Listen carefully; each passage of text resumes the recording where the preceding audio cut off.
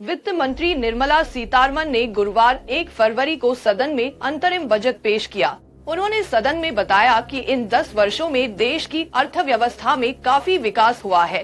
सीतारमण ने कहा कि प्रधानमंत्री नरेंद्र मोदी के नेतृत्व में भारत की अर्थव्यवस्था ने काफी तरक्की की है। सदन में सीतारमण ने कहा कि साल 2014 में जब हमने सत्ता की बागडोर संभाली थी, तब अर्थव्यवस्था को दुरुस्त और शासन प्रणाली को सही रास्ते पर लाने की जिम्मेदारी बहुत बड़ी थी। सबका विकास के मंत्र के साथ सरकार ने इन चुनौतियों का सामना किया। अंतरिम बजट पेश करने के साथ ही मोरारजी देसाई के बाद निर्मला सीतारमण देश की दूसरी वित्त मंत्री बन चुकी है, जिन्हें 6 बार बजट पेश करने का मौका मिला है। सदन में अंतरिम बजट पेश करते हुए उन्होंने बताया कि जन कल्याणकारी योजनाओं और विकास के दम पर सरकार जनता तक पहुंची। सीतारमण ने कहा कि उस समय सबसे ज्यादा जरूरत थी कि लोगों को आशा की किरण दिखे, निवेश आश्रित किया जा सके और सुधार के लिए आवश्यक समर्थन जुटाया जा सके।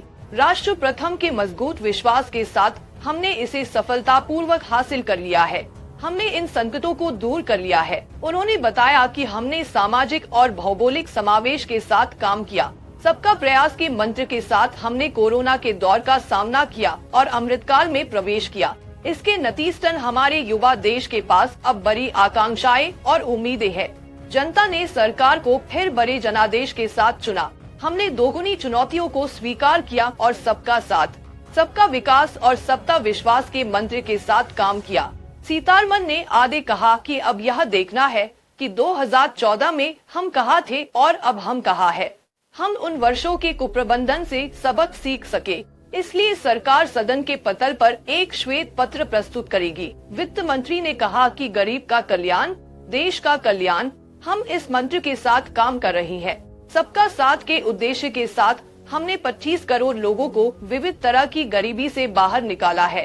भारत को 2047 तक विकसित देश बनाने के लिए काम कर रही है। वित्त मंत्री ने कहा कि लोग अच्छे से रह रही हैं और अच्छी आमदनी कर रही हैं। बड़ी योजनाओं की प्रभावी तरीके से और ससमय पूरा किया जा रहा है। जीएसटी ने एक देश, एक मार्केट और एक टैक्स की धारणा को मजबूत किया है। गिफ्टी आईएफएससी ने वैश्विक वित्तीय निवेश का रास्ता खोला है।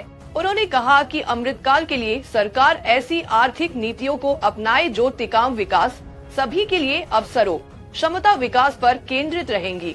रिफॉर्म, परफॉर्म और ट्रांसफॉर्म के साथ हम सुधारों का अगला चरण शुरू करेंगे। समय पर आर्थिक मदद, रासायनिक प्रौद्योगिकी, एमएसएमई को सशक्त बनाने जैसे पहलों पर नई नीतियों के जरिए काम होगा। हम ऊर्जा सुरक्षा पर भी काम करेंगे। वित्त मंत्री ने कहा कि नई तकनीकों से कारोबार को मदद मिल रही है। लाल बहादुर शास्त्री ने जय जवान, जय किसान का नारा दिया था। अटल जी ने जय जवान, जय किसान, जय विज्ञान का नारा दिया था। प्रधानमंत्री मोदी ने इसे और विस्तार देते हुए जय जवान, जय किसान, जय विज्ञान, जय अनुसंधान का नारा दिया है। प्रौद्योगिकी के क्षेत्र में दिलचस्पी रखने वालों के लिए यह स्वर्णिम दौर है। 1 लाख करोड़ रुपए का ब्याज मुक्त या कम ब्याज दर पर कोष वितरित किया जाएगा। इससे दीर्घकालिक वित्तीय मदद दी जाएगी। इससे निजी क्षेत्र को मदद मिलेगी। अगर आप ये वीडियो YouTube पर देख रहे हैं तो हमारे चैनल को सब्सक्राइब करें और बेल आइकन को दबाना ना भूलें। अगर आप Facebook पर ये वीडियो देख रहे हैं तो हमारे पेज को लाइक करें।